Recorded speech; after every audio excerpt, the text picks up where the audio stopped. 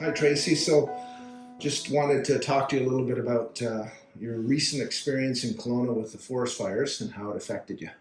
So, just maybe tell us sort of what led up to the event of the fire coming in and sort of your thoughts of when it happened.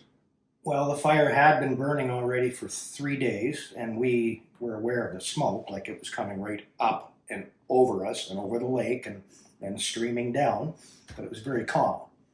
So, they had warnings in place, and they told people to get a bag ready, a 72-hour bag. Mm-hmm. And once you're given the order to leave, you are supposed to leave right then and there. Otherwise, you're putting other people in danger, right? Right.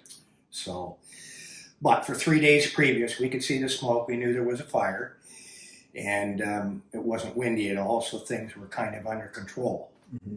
But that Thursday afternoon, that wind started at 3:30 in the afternoon and picked up, and within 5 hours, we were given the notice to leave. Right. Okay. So, and when I left, I looked up behind me and we could already see the fire on the top of the mountain. Okay. So, how long from the time you were told to evacuate did you have till you actually evacuated? I was 15 minutes. I was ready. I just went back to grab a couple of things, my passport and that I didn't have in my bag. Mm-hmm. And then when I was leaving, I stopped because there were other people out on their balconies having a drink. Mm-hmm. And I got out of my truck and said to them, "Are you guys not aware of what's going on?" "Oh, we got the notice, but we haven't been told to leave." And I said, "Well, you should check your phone and just come off your balcony for a minute and look up behind you." Right. And that's when they saw the fire too. We had to leave north. We could not come south to Kelowna because the road was already closed. Did you think you left it too late to leave, or did you feel? I was anxious when I left. Yeah. Like, it just happened so quick. Yeah. Okay, you mentioned a 72-hour bag, or what some call a 72-hour kit. How valuable do you think that would be, and why do you think it would have been valuable for you? Well, if it ever happens to me again, my 72-hour bag is going to be a lot different. Because Okay. all I had was the clothes that were on me and then a second set to change into. Right. And my toiletries, I took deodorant, toothpaste, toothbrush, but everything else I left because I figured we'd be coming back. I went back in and got a little box that had cash in and my passport in and a bit of identification. Did you think the fire was actually going to come you where you were? No. Well, we figured it would come close. Yeah. But we did not think it would come through the resort like that. Describe what happened to the resort. Oh my gosh. It's like a war zone. Is it totally gone? Everything? Except for two buildings. Except for two The buildings. one structure that's standing was all concrete and steel, everything burnt in In it, it. and it's still standing. And then one of the buildings at the far end, and we cannot explain why, because it burnt to within 5 feet of the building. Mm-hmm. The building I lived in was gone. The building on the other side of it was gone. I mean, they're all stucco, the wire mesh in that, but they're all wood framed. Right. And all the landscaping around everything there was railway ties. Right, so they burned. They burned. Yeah. Where did you get the notification from when you were told to leave? Was it text message? Was it Emergency service on the phone. long was it before you reached out to the community for help, or did you reach out to the community for help? Well, the next day, once we realized what happened, Holly did a little bit of investigating to it, and then she actually went online the next day, Saturday. They had places set up where you could go and register.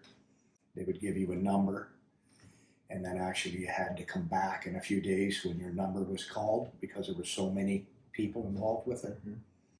And then they were giving you a food voucher, depending on what you lost in the area. They would give you a food voucher, a voucher for some clothing, and hotel accommodations, and then money for meals.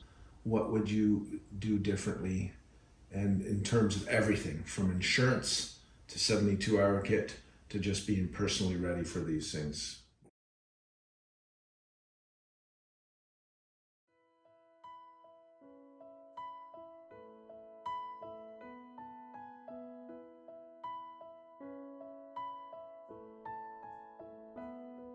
Well, I would definitely pack different, and think about things that were more important than just some clothing.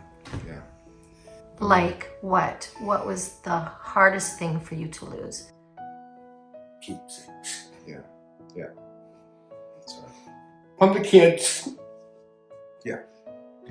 Everything else could be replaced. That's it. Yeah. Who reached out? What was the most helpful Well, things you connected with afterwards? Holly, like I was pretty much in a fog for a few days. Yeah.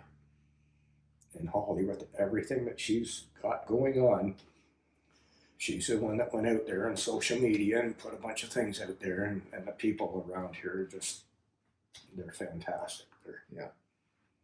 For strangers coming and helping you and they don't know you from Adam. Like, yeah, they do have a good support thing here. I know they've been through this before. That's why they're a little more prepared for it. And the fact that I hadn't been through it before.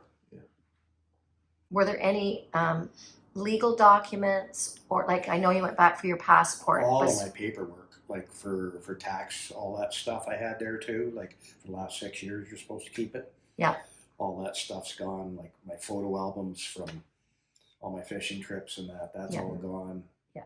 Photo albums from when the kids were young. That's all gone. So yeah, just things that don't mean much to other people that just mean personal mean stuff to you. Yeah.